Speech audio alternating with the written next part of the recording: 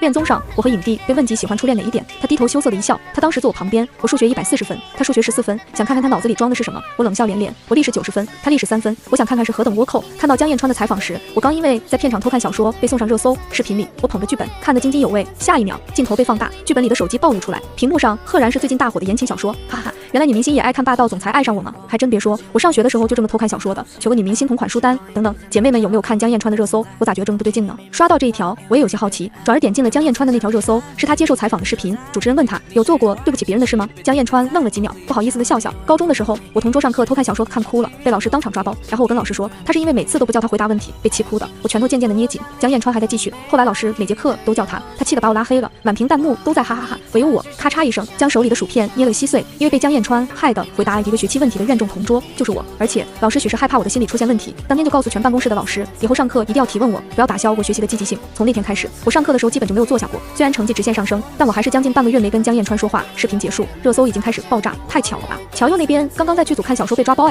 我好像知道了什么不得了的事情，不懂就问，这是什么新型炒 CP 的方式吗？还是真的是高中同学？甚至还有人提醒我，以后最好别跟江彦川待在一个剧组。我盯着这条评论，给他点了个赞。不出意外的话是不会的，因为我跟江彦川已经快半年没说过话了。我跟江彦川分手半年了，当初为了避免彼此纠缠，我特地找了个他无法反驳的借口，我说我讨厌拉屎都要跟我分享的男人。江彦川当时就被我狠狠地伤到了，因为他是一个话痨，冷战10分钟都能原地嗝屁那种。也因此，我们分手后删光了所有联系方式，甚至都会尽力的避免跟对方呼吸同一片空气。有他在的活动，我绝对不会出现。而江彦川作为圈内宣传委员，只要是有我参演的作品，他绝对不包场。我们俩之间算得上是水火不容。但是看到我跟江彦川捆绑的热度后，公司心动了，甚至花高价将江彦川请来，让我们一起上恋综。我当场就拒绝了，开什么玩笑？说好了老死不相往来的。但经纪人宋姐睨了我一眼，你要跟钱过不去。我一下子就泄了气。过了半晌，他又安抚我，也不用做什么，就过去混几期，蹭个热度。结束之后该怎么样还怎么样，我还是沉默。我们俩分手的时候吵成那样，现在还要一起上恋综，谁想出来的呀？宋姐坐在我身边，苦口婆心的劝我，趁着大家现在都因为被江彦川坑了的那个高中同学是你，正好蹭了这个热度，到时候正主出来也没什么，你又没承认，对不对？我想起来了，我跟江彦川谈过的事情，他不知道。宋姐劝了几句，没了耐心，直接使出杀手锏，你要是不答应，你那些小说浏览记录我全给你发微博上。我一阵别我上，我也不是只看纯言情的，要是浏览记录被挂网上，我一定会社死的，毕竟什么都看只会让我营养均衡。宋姐的动作很快，我答应了没2天，她就将我打包发射进恋综。开拍第1天，嘉宾们被问及喜欢初恋哪一点，在场的不是夸性格好，就是夸长得美，唯有江彦川低头羞涩的一笑。他当时坐我旁边，我数学考140分，他考14分，我就特别想看看他脑子里装的什么东西。一旁的我没忍住冷笑，那你是不是没见过数学考0分的呀？谁还没偏过科了？他当时还有科目没及格呢。江彦川眉眼间闪过一抹笑意，见过呀，他3模的时候数学就蒙对一道选择题，还因为不信任自己改错了，最后考了0分。我一口老血梗在喉头，还没等我调整好表情，镜头转向我瞪了江彦川一眼，接着这个话题道，他当时历史考3分，我就想看看是何等倭寇。江彦川笑容一僵，我得意的挑挑眉，而且他当时每天都乐呵呵的，我认为他勇于面对自己的缺点，就喜欢上了。这话题出，除了江彦川以外，全场都在笑，包括弹幕。我说你们2个别太明显，一个数学考14分，一个历史考3分，这是什么卧龙凤雏？哈哈哈，很担心他们的孩子。这节课每一科能看吧？给我光速复合锁死，要是我吞了。因为讨论度太高，微博甚至掀起了一股对象喜欢自己哪一点的话题热潮。我问我男朋友喜欢我哪一点，他说第一次见有人能把铅球扔负1米，太笨了，他特别喜欢。家人们谁懂啊？他说第一次见有人的眼屎会发光，像美猴王一样，迷到他了，但那是我的高光，没开玩笑。我男朋友政治考6分，我想看看他究竟有多缺德。他说没见过叠纸飞机还能飞老师脸上的。我男朋友捉迷藏特别厉害，都10几年了，我还没找到。我和江彦川因为热度太高，被强行的分在了一组，其他情侣的约会地点都是电影院、火锅店，只有我跟江彦川是在密室，恐怖主题，需要解题才能出去的那种。看着手上的任务卡，我谨慎的问什么类型的题？数学的话就算了，我得困死在里面。导演神秘的一笑，你最擅长的那种。我盯着他看了1分钟，没在他脸上看出撒谎的痕迹，顿时有了底气。进密室前，我还拍了拍江彦川的肩膀，别害怕哈，我会努力快点出来的。江彦川唇角抽了抽，没说话。刚开始的题目难度不高，我和江彦川配合也很默契，可画风突然开始变得恐怖。我和江彦川正在路上走着 ，NPC 就从旁边的屋子里冲出来，拖着我就走。我尖叫一声，扭回头紧紧地抱着江彦川的腰。江彦川就这样跟 NPC 展开了一场争夺大战。江彦川真的好自然，就伸手搂住了他了。NPC 继续冲呀，嘿嘿，多拍点，我爱看。NPC 见抢不过江彦川，只能松手，又喊了几个人来。我和江彦川慌不择路，躲进了旁边的小黑屋。刚关上门，小黑屋自动落锁的声音响起，广播里突然传来一道声音，接下来的3道题由江彦川解答。乔又无法看到全部题目，可提供线索，请遵守规则，否则进入小黑屋5分钟。听到这里，我突然有了一种不好的预感，果然是江彦川最不擅长的历史题，而且题目里面处处是坑，弹幕已经笑成一团，哈哈哈。江彦川退半步的样子是认真的吗？第一次看到有人脸上的笑容消失的比我钱包里的钱还要快。这密室我估计3小时都出不来，柚子冲啊，靠你了！我被带到江彦川隔壁的房间里，看着题目上比较明显的几个时间点，我叹了口气。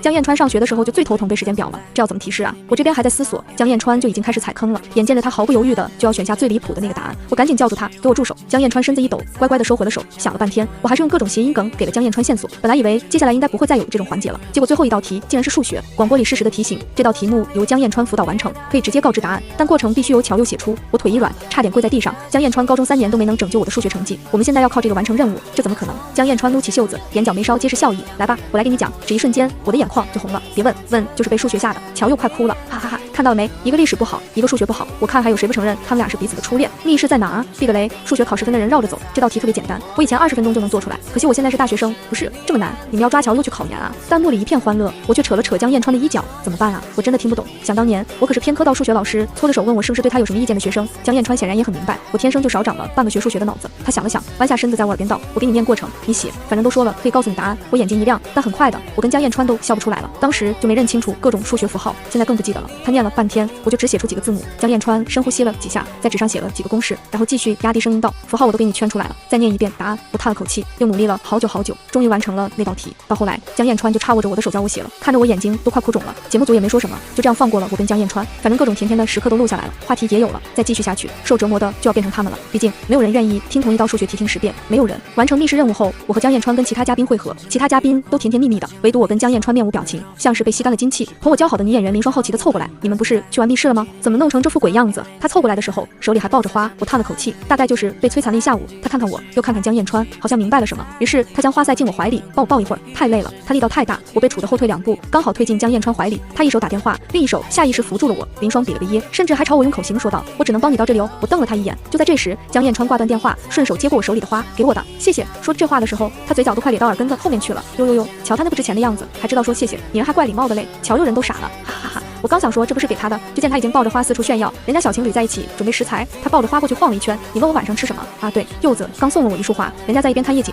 他从人家身后走过，夜景真漂亮啊，不过没有柚子送我的花漂亮。眼看着他就要舞到林双面前了，我一个箭步冲上去拉住他，这花是我帮林双拿一下，不是给你的。江彦川脸上的笑容一下就消失了，他将花塞进我怀里，那还给你吧，我没收到礼物也没关系的，看上去很委屈的样子。哦哟，还委屈上了，我没收到礼物也没关系的，翻译一下，别人都有礼物就我没有，好生气，好委屈。江彦川的怨气可以养活10个邪剑仙，我有些过意不去，打算将花还给林双后，再给江彦川定一数。没办法，别哄啊！我去找林双的路上，江彦川就跟在我身后，他也不说话，就用一种幽怨的眼神看着我，看得我后背凉飕飕的。不行，今晚要是不哄好了，我估计半夜都睡不着。想到这里，我加快脚步，一见到林双就把花塞给他，你的花，快拿着。林双看着我身后的江彦川，又明白了，他故作惊讶，这花不是你给江彦川的吗？给我干嘛？吵架了？我瞪大眼睛啊！江彦川不知道什么时候已经站到了我旁边，从听到林双的话开始，嘴角就抑制不住的上扬。我看向他的时候，他又故作严肃，脸跟抽筋了一样。林双将花推回我怀里，一个劲儿的使眼色，你想送就送吗？没什么不好意思的，你不好意思的话，我替你送。林双的话才出口，江彦川就自觉地接过花，不麻烦了。我看着他乐滋滋的模样，终究没再忍心打击他。到了最后，弹幕都在配合，哇，柚子也太有心了，花真的好漂亮，江彦川也太幸福了，送花什么的真的好浪漫哦。他们甚至怕演得不够逼真，还去各个社交平台都伪造了一遍，成功的把我跟江彦川送上热搜。井号乔佑江彦川送花，井号江彦川他超爱，井号江彦川你怎么知道柚子给我送花了？看到这些热搜的时候，我忍不住瞥了眼江彦川，他坐在那回粉丝评论，手里的花一直没放下。我试探的开口，你不会打算晚上抱着睡觉吧？这得多个呀！江彦川竟然还真的认真的思考了几秒，抱着睡觉肯定不行啊，明天起来就枯萎了。我松了口气，想着赶紧找机会送江彦川一个别的礼物，不然每天看着这束花，我真的好愧疚。因为下午玩了恐怖密室又做了数学题，我晚上直接就做噩梦了，梦到江彦川变成了僵尸，我得做够100道数学题才能让他恢复正常。梦里我没有半点犹豫，就开始背公式做题，但是做着做着我崩溃了，做不完，根本做不完。看着江彦川那张帅气的脸都开始长白毛，我哇的一声哭出来，一边哭还一边伸手去拿另一张桌子上的公式，然后我直接从床上掉了下去，梦醒了，眼泪还没干。江彦川听到动静进来，看到的就是我坐在地上，哭得上气不接下气，摔疼了还是做噩梦了？我抹了把眼泪，都有，我梦到你变异了，吓死我了。江彦川将我从地上捞起来，顺口问道：“变成什么了？这么害怕呀？都摔地上了，担心我就直说吗？哭什么？”为了脸面，我脱口而出：“谁担心你？你变异之后太丑了，我吓哭的。”江彦川好像没信，起身去卫生间拧了毛巾给我擦脸。我看着他好像心情很好的样子，重复了一遍：“真不是因为担心你。”江彦川点点头，